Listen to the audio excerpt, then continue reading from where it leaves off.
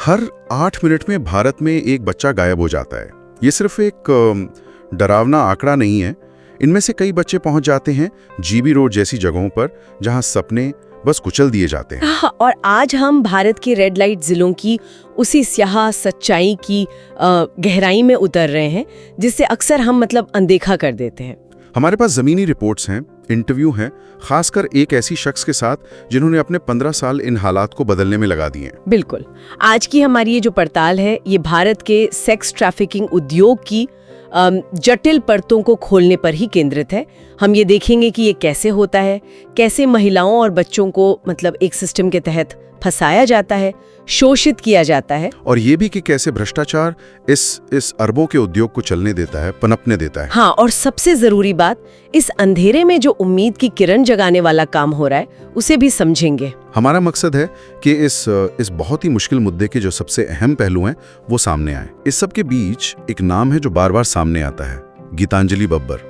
स्रोत बताते हैं कि कैसे उन्होंने एक अच्छी सरकारी नौकरी छोड़ी नैको में और सीधे इस अंधेरे से लड़ने का फैसला किया। ये सब हुआ कैसे? ये बात है 2011 की। नाको यानी राष्ट्रीय एड्स नियंत्रण संगठन, उसके साथ वो काम कर रही थी और उसी दौरान वो पहली बार दिल्ली के जीबी रोड गईं। जीबी रोड, जिसका अब नाम स्वामी श्रद्धानंद मार्ग है, एशिया के सबसे बड़े रेड लाइट जिलों में से एक। हाँ, बाहर से तो हार्डवेयर की दुकानें दिखती हैं, बाजार है, लेकिन उनके पीछे करीब 90 कोठे हैं और अंदाजा है कि वहाँ 4000 से ज्यादा महिलाएं और बच्चे हैं। 4000? हाँ, गीतांजलि ने वहाँ जो महसूस किया वो सिर्फ गरीबी या मजबूरी नहीं थी। उन्हें लगा कि ये मानव तस्करी का एक संगठित अपराध है, दुनिया का दूसरा सबसे बड़ा। और ये जगह, जैसा कि स्रोत बताते हैं, संसद भवन से कुछ ही किलोमीटर दूर है। ये अपने आप में कितना अजीब है ना? बिल्कुल, बहुत बड़ा विरोधाभास है। और उसी पहली विजिट के बाद गीतांजलि ने फैसला कर लिया, नौकरी छोड़ दी और कथकथा की शुरुआत की। हाँ, उसी दिन कथकथा की नींव रखी और पिछले करीब 15 सालों से उनका संगठन वहीं काम कर रहा है, कोठों के अंदर। उनका तरीका सिर्फ रेस्क्यू वाला नहीं है, वो विश्वास बनाने, शिक्षा देने और आज़ादी के टिकाऊ रास्ते बनाने पर जोर देते हैं। तो ये समस्या आखिर है कितनी बड़ी? स्रोत कुछ आंकड़े बताते हैं जो वाकई चौंकाने वाले हैं। आंकड़े सच में भयावह है। एक अनुमान है कि भारत में करीब 28 लाख लोग व्यावसायिक यौन शोषण में फंसे हैं। 28 लाख? हाँ, और चिंता की बात यह है कि इसमें से 40% बच्चे और किशोर हैं, कुछ तो सिर्फ 9 साल के। 9 साल के बच्चे? हर साल 6 लाख से 8,20,000 लोगों की अंतर्राष्ट्रीय सीमाओं के पार तस्करी होती है और इनमें से आधे बच्चे होते हैं। 2022 में भारत में ऑफिशियली 6036 तस्करी पीड़ितों की पहचान हुई। और ये तो वो हैं जिनकी पहचान हुई, असल संख्या तो पता नहीं कितनी ज्यादा होगी। बिल्कुल, अकेले पश्चिम बंगाल से ही भारत की जो अनुमानित 18.2 लाख महिला यौन कर्मी हैं, उनका 25% हिस्सा आता है। और ये सिर्फ रिपोर्टेड मामले हैं, जैसा आपने कहा। जीबी रोड की बात करें, वहाँ के हालात कैसे हैं अंदर? आपने कहा 90 कोठे, 4000 लोग। रिसर्चर्स तो कहते हैं कि वहाँ की स्थितियाँ अत्यंत अमानवीय हैं। पुरानी ब्रिटिश काल की इमारतें, तंग खड़ी सीढ़ियाँ, एक छोटा सा कमरा होता है, उसी में 4-5 महिलाएं रहती हैं। एक ही कमरे में? हाँ, और अक्सर 10-15 महिलाओं के लिए सिर्फ एक बाथरूम।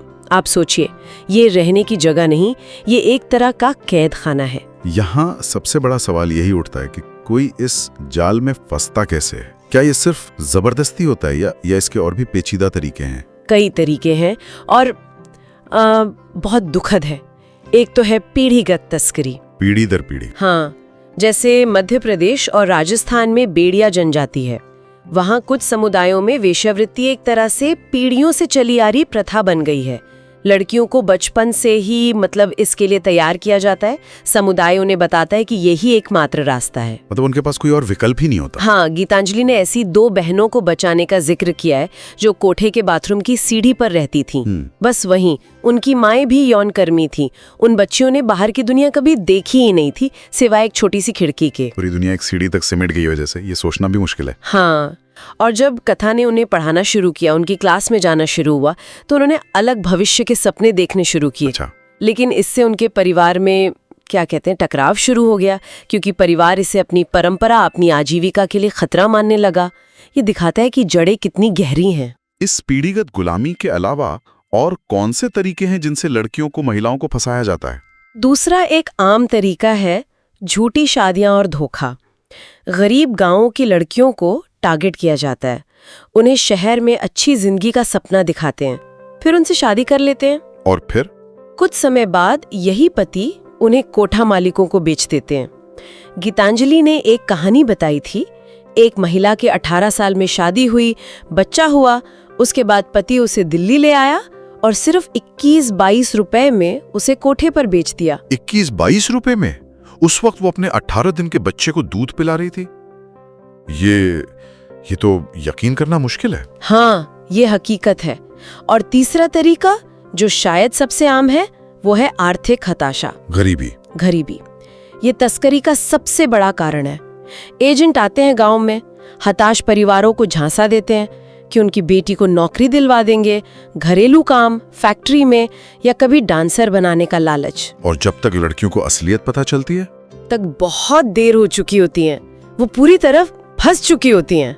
कोठों के अंदर की जिंदगी, गीतांजलि ने जो देखा वो सुनकर रोंगटे खड़े हो जाते हैं। बिल्कुल। महिलाओं और बच्चों को, मतलब हर दिन 30 से 50 ग्राहकों को सेवा देने के लिए मजबूर किया जाता है। रोज 30 से 50? गीतांजलि तो एक ऐसी महिला से मिली जिन्हें एक ही दिन में 70 ग्राहकों के पास भेजा गया था। 70। हे भगवान, ये कैसे मुमकिन है? कैसे सह पाती होंगी वो? इस भयानक ट्रॉमा को सहने लायक बनाने के लिए, या यूं कहें कि उन्हें काबू में रखने के लिए, अक्सर शराब और दूसरे नशों के प्रभाव में रखा जाता है। और बच्चों के साथ उनके बारे में स्रोत क्या बताते हैं? बच्चों के शरीर को जल्दी बड़ा दिखाने के लिए उन्हें हार्मोन के इंजेक्शन दिए जाते हैं ताकि वो अपनी उम्र से बड़े दिखें। मतलब 14-15 साल की लड़की 20 की दिखने लगती है। ये तो सिर्फ शारीरिक शोषण नहीं, ये तो उनके बचपन को, उनकी पहचान को ही मिटाने की कोशिश है।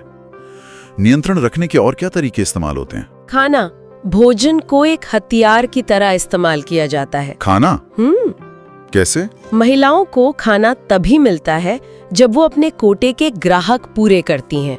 रोज का एक कोटा होता है। अगर कोटा पूरा ना हो तो खाना नहीं मिलता। एक महिला ने गीतांजलि को बताया था कि वो कैसे रोटियों के टुकड़े प्लास्टिक की थैली में लपेटकर टॉयलेट के फ्लश टैंक में छिपा देती थीं, ताकि जिस दिन ग्राहक कम मिले और खाना ना दिया जाए, उस दिन वो छिपकर कुछ खा सके। भूख से नियंत्रण, ये क्रूरता की हद है। लेकिन शायद सबसे ज्यादा नुकसान मानसिक स्तर पर होता होगा। बिल्कुल। सबसे विनाशकारी पहलू है मनोवैज्ञानिक हेरफेर, साइकोलॉजिकल मैनिपुलेशन। सालों का दुर्व्यवहार, धमकियां, बाहरी दुनिया से एकदम कट जाना, इससे उनकी अपनी सोचने समझने की शक्ति जैसे खत्म कर दी जाती है। उन्हें यकीन दिला दिया जाता है कि उन्हें यकीन दिला दिया जाता है कि ये जिंदगी उन्होंने खुद चुनी है या यही उनकी किस्मत है। इसीलिए तो जब पुलिस छापे मारती है तो कई महिलाएं यही बयान देती हैं कि वो अपनी मर्जी से यहाँ है, क्योंकि उन्हें सच बोलने के अंजाम से डर लगता है। उन्हें सिखाया जाता है कि क्या बोलना है। और रहने की स्थितियां, हमने तंग कमरों की बात की थी। बुनियादी सुविधाएं होती हैं। स्थितियां बहुत ही भयावह है। कमरों में ताजी हवा नहीं आती, धूप नहीं आती, सर्दियों में ठंड से बचने का कोई खास इंतजाम नहीं, गर्मियों में वो टिन की छतों वाले कमरे भट्टी बन जाते हैं, और सफाई का तो पूछिए ही मत। इन हालात में जो बच्चे पैदा होते हैं या बड़े होते हैं, उनका क्या भविष्य होता है? ये पहलू शायद सबसे ज्यादा परेशान करने वाला है। हाँ, ये सबसे दुखद है। ये बच्चे वेश्यावृत्ति को एक सामान्य गतिविधि की तरह देखते हुए बड़े होते हैं। वो उन्हीं गलियारों में खेलते हैं जो उनकी माएं ग्राहकों के साथ होती हैं। उनके दिमाग पर क्या असर पड़ता होगा इसका? लड़के अक्सर बड़े होकर दलाल बन जाते हैं या एजेंट, और लड़कियों को अक्सर अपनी माओं के रास्ते पर ही धकेल दिया जाता है। और उनकी कोई पहचान, स्कूल? ज्यादातर बच्चों के पास कोई जन्म प्रमाण पत्र नहीं होता, कोई स्कूल रिकॉर्ड नहीं, कोई कानूनी पहचान नहीं। वो समाज के लिए जैसे अदृश्य होते हैं पर नहीं है। बिना पहचान के, बिना शिक्षा के, क्या उन्हें स्कूलों में भेजने की कोशिशें कामयाब होती हैं? स्रोत इस बारे में क्या बताते हैं? गीतांजलि ने जब इन बच्चों को स्कूलों में दाखिला दिलाने की कोशिश की तो उन्हें भारी विरोध झेलना पड़ा। स्कूल के प्रिंसिपल साफ मना कर देते थे। क्यों? क्या वजह बताते थे? कहते थे कि टीचर उन्हें स्वीकार नहीं करेंगे, दूसरे बच्चे स्वीकार नहीं करेंगे, उनके माँ बाप विरोध करेंगे, समाज का जो कलंक है वो इन बच्चों का पीछा नहीं छोड़ता। तो क्या कोई स्कूल राजी हुआ? बड़ी मुश्किल से। एक स्कूल था जीबी रोड से करीब 45 मिनट दूर। वो कुछ बच्चों को लेने पर राजी हुआ, लेकिन एक शर्त पर। क्या शर्त? कि बच्चों की पृष्ठभूमि गुप्त रखी जाएगी, किसी को पता नहीं चलेगा कि वो कहाँ से आए। मतलब बच्चों को अपनी पहचान छिपानी पड़ी स्कूल में? हाँ, 1 साल तक उन बच्चों ने अपनी सच्चाई छिपाई। वो डर और शर्म के बोझ तले जीते रहे। फिर एक दिन उन्होंने हिम्मत करके अपनी टीचर को सच बता दिया। फिर क्या हुआ? टीचर का क्या रिएक्शन था? उस टीचर ने उसने बड़ी करुणा और अपनेपन से उन्हें गले लगा लिया। बच्चे फूट फूट कर रो पड़े। शायद ये पहली बार था जब किसी ने उन्हें बिना किसी शर्त के बस वैसे ही स्वीकार किया था जैसे वो थे। उस एक टीचर का रवैया कितना मायने रखता होगा उन बच्चों के लिए। लेकिन ये दिखाता है कि समाज का नजरिया कितनी बड़ी दीवार है। निश्चित रूप से। अगर कोई बाहरी मदद न मिले, कथा जैसे संगठन ना हो, तो ये शोषण का चक्र यूं ही चलता रहता है, पीढ़ी दर पीढ़ी। शिक्षा के बिना, समाज से जुड़ाव के बिना इन बच्चों के लिए कोई दूसरा भविष्य सोचना भी मुश्किल है। ये सब कुछ इतने बड़े पैमाने पर, इतने खुलेआम, ये कैसे चल पाता है? यहीं पर व्यवस्था की जो विफलताएं हैं और जो भ्रष्टाचार है वो सामने आता है। स्रोत इस नेटवर्क के बारे में क्या बताते हैं? भ्रष्टाचार का जाल, जैसा मैंने कहा, बहुत गहरा है और व्यवस्थित है। लोकल पुलिस की मिलीभगत तो जैसे आम बात है। मतलब उन्हें पता होता है सब? पता ही नहीं होता, उनकी हिस्सेदारी होती है। कोठा मालिकों से उन्हें नियमित रूप से पैसा मिलता है, हफ्ता। जब कभी ऊपर से दबाव आता है और छापे की योजना बनती भी है तो खबर पहले ही लीक हो जाती है। लीक हो जाती है? हाँ। और फिर तस्कर क्या करते हैं? वो पीड़ितों को छुपा देते हैं। इसके लिए खास तौर पर बनी हुई भूमिगत सुरंगें होती हैं। सुरंगें? हाँ। जीबी रोड के नीचे? हाँ। गीतांजलि का खुद का अनुभव है। वो बताती हैं कि जब लोकल पुलिस के साथ छापे मारे तो वो लगभग हमेशा फेल हुए, लेकिन जब कभी वरिष्ठ अधिकारी या स्पेशल यूनिट्स ने अचानक छापे मारे तब कामयाबी मिली। तो ये दिखाता है कि मिली भगत किस स्तर पर है।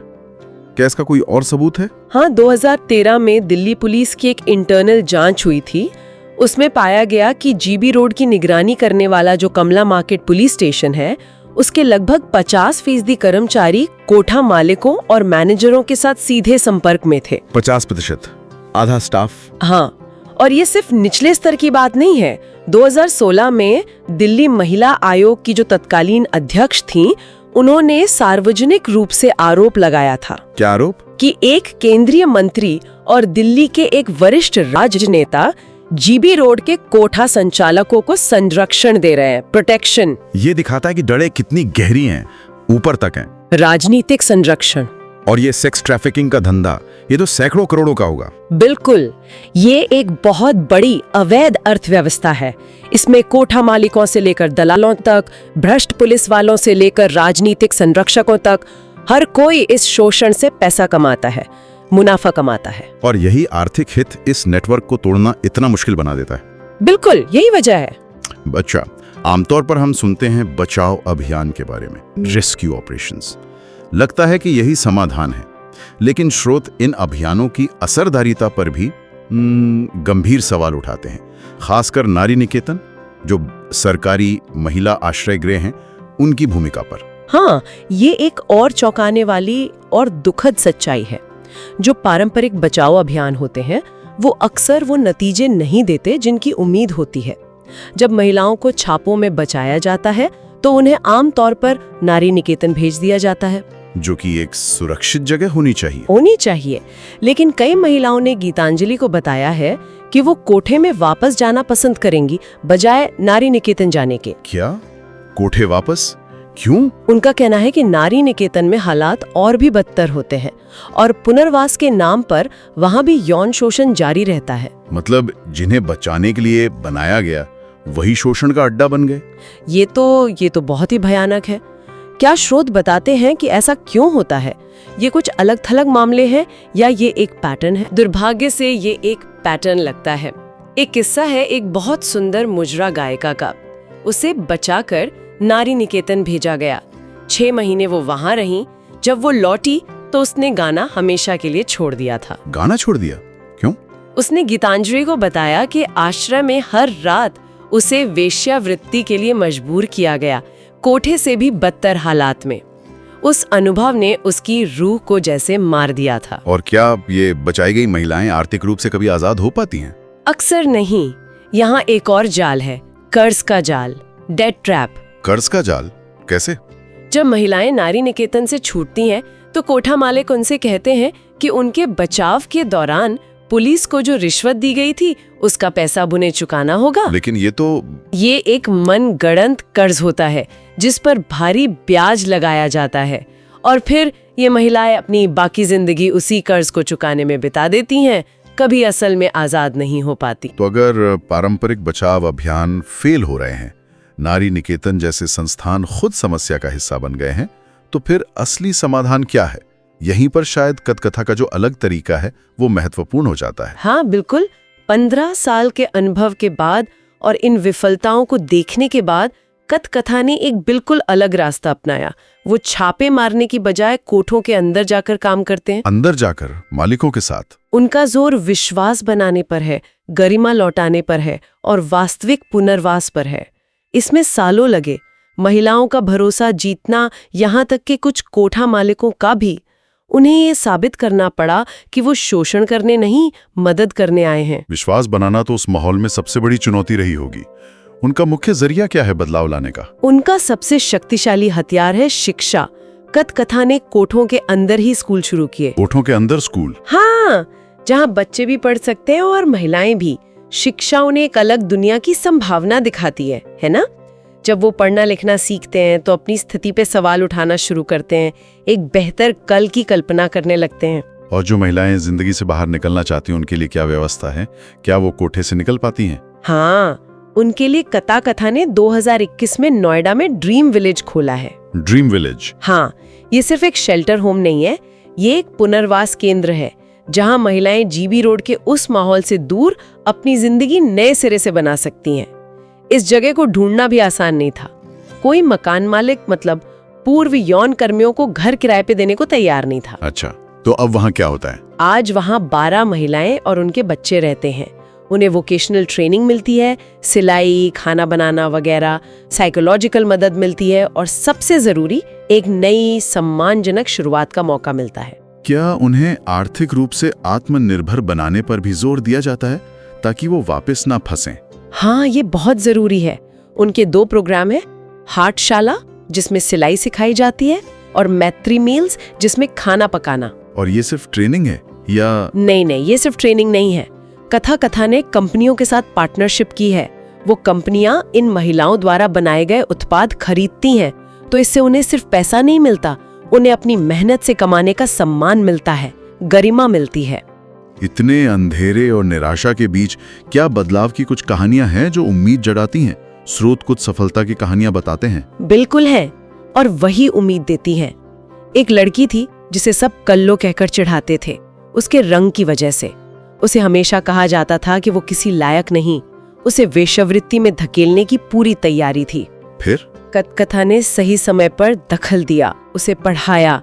आज वही लड़की पढ़ लिख कर अपने गांव लौट गई है और वहां वो दूसरी लड़कियों के लिए एक रोल मॉडल बन गई है। उन्हें शिक्षा चुनने के लिए प्रेरित कर रही है।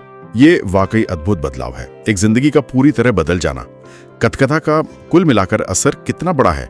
कथा आज जीबी रोड की लगभग 3600 से 4000 यौन कर्मियों तक अपनी सेवाएं पहुंचा रही है। वो 26 महिलाओं को सफलतापूर्वक वैकल्पिक रोजगार दिलाने में कामयाब हुए हैं। 26 महिलाएं? ये संख्या छोटी लग सकती है, लेकिन हर एक जिंदगी मायने रखती है। बिल्कुल। और 21 बच्चे अब अच्छी स्कूलों में पढ़ रहे हैं। ये शोषण के चक्र को तोड़ने की दिशा में एक बहुत बड़ा कदम है। सबसे अहम बात मुझे लगता है, उन्होंने उस समुदाय के अंदर बातचीत का माहौल बदला है। कैसे? अब महिलाएं खुद कथा को फोन करती हैं जब कोई नई लड़की तस्करी करके लाई जाती है। कभी कभी तो कोठा मालिक भी मदद मांगते हैं जब उन्हें लगता है कि किसी बहुत छोटी बच्ची को लाया गया है। ये एक धीमी लेकिन बहुत सकारात्मक लहर है। तो आज की इस गहरी पड़ताल से हमने न सिर्फ इस समस्या के विशाल और भयानक रूप को समझा, बल्कि व्यवस्था की उन खामियों को भी देखा जो इसे बनाए रखती हैं। भ्रष्टाचार, उदासीनता और यहाँ तक कि बचाव के नाम पर होने वाला दोहरा शोषण। हाँ, लेकिन हमने कथा कथा जैसे प्रयासों से ये भी देखा कि विश्वास और गरिमा पर आधारित काम से बदलाव संभव है। मुश्किल है, धीमा है, पर संभव है। हर आंकड़े के पीछे एक इंसान है, एक कहानी है, एक जिंदगी है। बिल्कुल। और अगर हमें स्थायी समाधान चाहिए तो हमें इस सिस्टम में बदलाव लाने होंगे। हमें ऐसे कानून चाहिए जो पीड़ितों की मदद करें और तस्करों को सख्त सजा दें। पुलिस बल को संवेदनशील बनाना होगा, जवाबदेह बनाना होगा, भ्रष्टाचार खत्म करना होगा। समाज की भी भूमिका है इसमें, बहुत बड़ी। समाज को जागरूक होना होगा ताकि पीड़ितों को कलंक की नजर से न देखा जाए, उन्हें सहानुभूति मिले। कमजोर समुदायों के लिए शिक्षा और रोजगार के अवसर पैदा करने होंगे ताकि वो तस्करी के जाल में फंसे ही नहीं। और एक बहुत बुनियादी चीज, इन महिलाओं और बच्चों को पहचान पत्र आसानी से मिल सकें। इसकी प्रक्रिया सरल बनानी होगी ताकि वो सरकारी योजनाओं का लाभ ले सकें, समाज की मुख्य धारा से जुड़ सकें। स्रोत एक बहुत महत्वपूर्ण सवाल उठाते हैं आखिर में। शिक्षा को बाहर निकलने का रास्ता तो माना जाता है, सही है, लेकिन समाज का यही कलंक इन बच्चों को उसी शिक्षा तक पहुंचने से रोकता है। तो सवाल यह है कि सिर्फ स्कूल या एनजीओ ही नहीं, बल्कि एक समाज के तौर पर हम सब मिलकर उस गहरी जड़ जमाए पूर्वाग्रह को कैसे खत्म कर सकते हैं। वो पूर्वाग्रह जो इन बच्चों को आज़ादी के सबसे ज़रूरी औजार यानी शिक्षा से ही वंचित रखता है। इस पर सोचना वाकई बहुत ज़रूरी है।